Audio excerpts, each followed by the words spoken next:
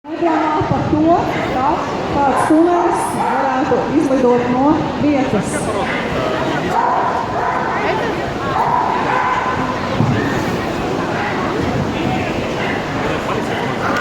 Šī trasa izskriešana aizņem nepilnu minūti, un dažreiz liekas, ka mēs esam pilnīgi traki cilvēki, kuri var braukt simtiem kilometrus uz citām valstīm, lai vienā sacensībās noskrietu 2-3 trases, katru pa 45 sekundēm, un pēc tam brauktu atkal šo pašu milzīgo gabalu atpakaļ. Tā ka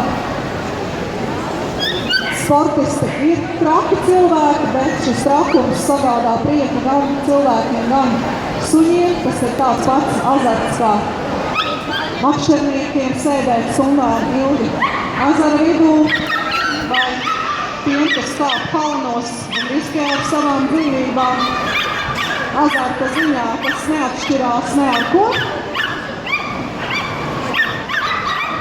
Mēs arī esam daudz gatavi ieguldīt, lai tikpat daudz saņemtu arī pretī.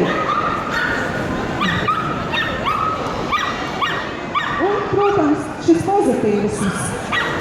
Sportistu starpā ir ārkārtīgi veselīga konkurence. Mums visos klubos šīs attiecības ir ļoti draudzīgas, ka viens par otru tur īkšķi, viens par otru pārdzīvo.